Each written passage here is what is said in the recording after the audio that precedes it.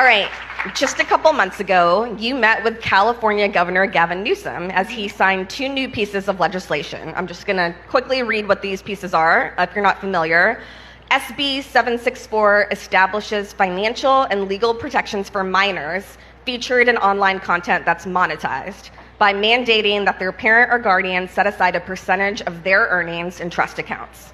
And then AB 1880 expands the Coogan Law to include minors who are employed as content creators on online platforms such as YouTube. So tell us more about how you got involved with these bills and your journey to getting them signed into law. I got involved with these bills because as I was working on the film, like I really was excited to talk to people that were in similar positions as I was as child stars. And we started sharing our journeys. And then as I started researching more and more, I realized there weren't protections put in place for minors on the internet.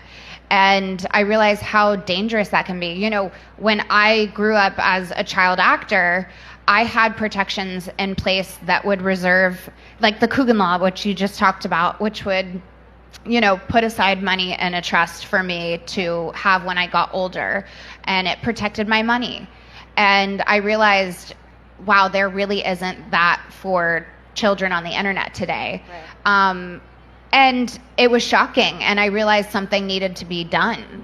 And so I started my journey of researching more into it, talking to an advocate named Chris McCarty, who, you know, has been so incredible in this area, and just like doing my research. And I wanted to make a change, and I hope that more states can follow suit, because California was able to make that change, and which is so important.